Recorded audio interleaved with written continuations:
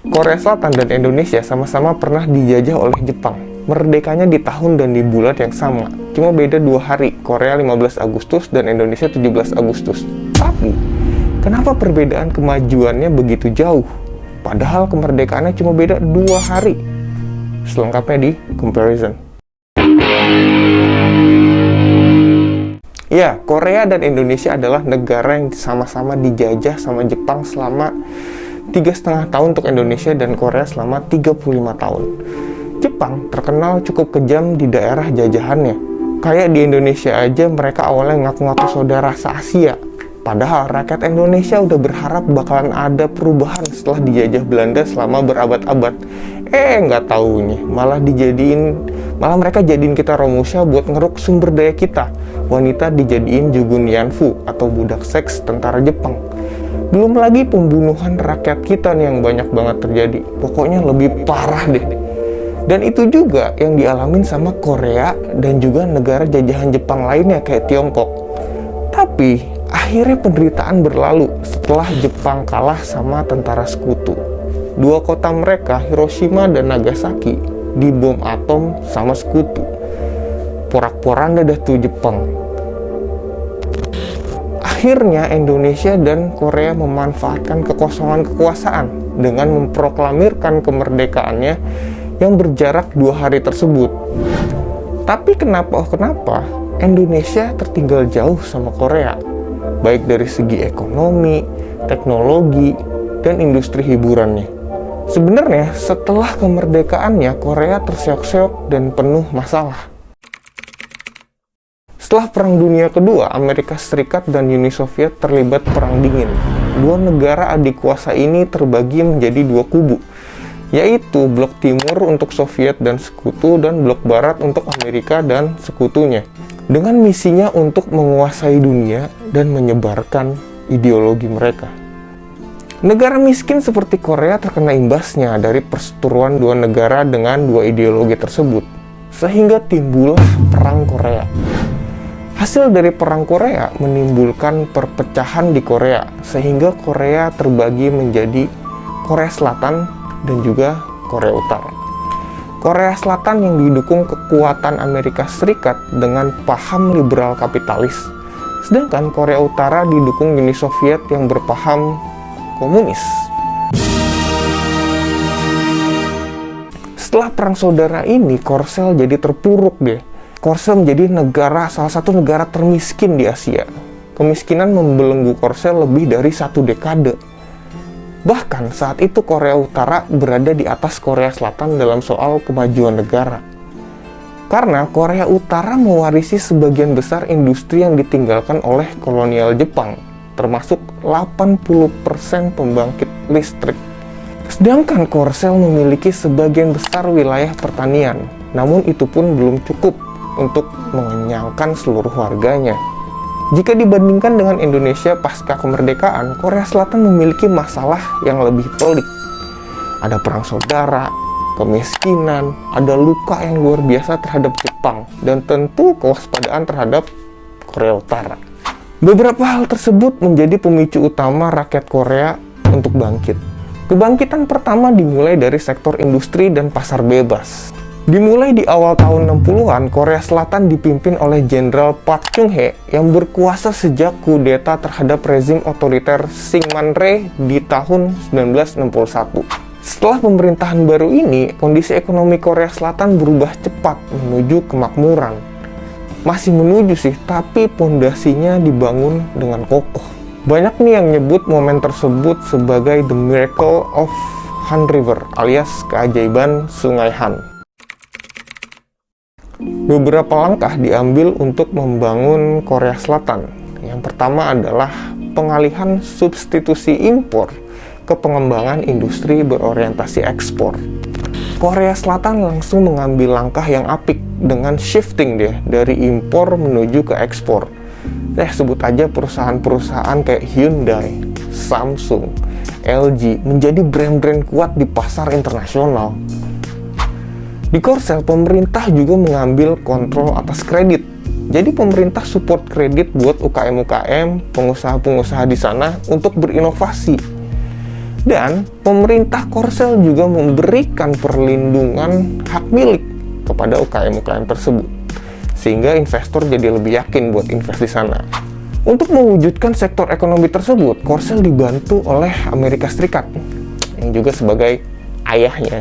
Amerika Serikat juga menyarankan normalisasi hubungan Korsel dengan Jepang, agar Jepang membantu terciptanya kemajuan ekonomi di Korea Selatan. Ya, mengingat Jepang juga anak emasnya Amerika ya setelah mereka kalah di Perang Dunia Kedua. Hal ini menjadi dilematis bagi Korsel mengingat Korsel punya dendam pribadi dengan Jepang. Tapi di lain sisi Korsel juga butuh bantuan Jepang untuk menyaingi Jepang itu sendiri. Akhirnya di era Presiden Park Chung-hee, presiden yang mengedepankan perkembangan ekonomi Korsel, akhirnya Korsel menjalin kerjasama ekonomi dengan Jepang. Ya ibaratnya turunin ego dikit lah demi kemajuan dan mengejar ketertinggalan. Jepang menyambut baik ajakan kerjasama Korsel. Bukan cuma untuk membangun citra baik dan bentuk balas budi karena Korsel bekas jajahannya. Tapi Jepang juga ngelihat kalau investasi di Korsel nih cukup menjanjikan. Gokil ya politik. Akhirnya perjanjian normalisasi hubungan diplomatik Jepang-Korsel terjadi di tahun 65, tapi tidak lantas bikin keduanya akur terus. Terbukti puluhan tahun setelahnya hubungannya kembali renggang, bahkan hingga saat ini. Ya karena Korsel nuntut pertanggungjawaban Jepang untuk ngasih kompensasi ke pekerja paksa di era penjajahannya. Tapi Jepang ogah dengan dalih perjanjian 65 itu udah clear masalah penjajahan itu. Duh, kok jadi kepanjangan ya bahas sejarahnya. Oke, selain industri ekspor, teknologi, otomotif, dan lain-lain, Korea juga merangsek ke industri hiburan. Industri hiburan yang gokil banget. Support pemerintahnya sama industri ini juga luar biasa. Ada K-drama dan K-pop. Berawal dari K-drama, episodenya nggak panjang tapi berkualitas dari segi alur cerita, pengambilan gambar, dan lain-lain. Kalau dulu ada Full House yang tenar, kalau sekarang Kingdom yang menurut gue udah high level banget ya. Alasan gue bikin konten ini juga gara-gara gue habis nonton Kingdom ya. Gue juga heran, wah gila Korea ternyata sekarang udah bisa bikin serial sebagus ini. Di industri K-pop aja bisa kita lihat ada pencari-pencari bakat yang konsisten dan selektif. Sehingga muncul grup-grup kayak SNSD, Big Bang, kalau yang sekarang-sekarang ini ada Blackpink sama BTS.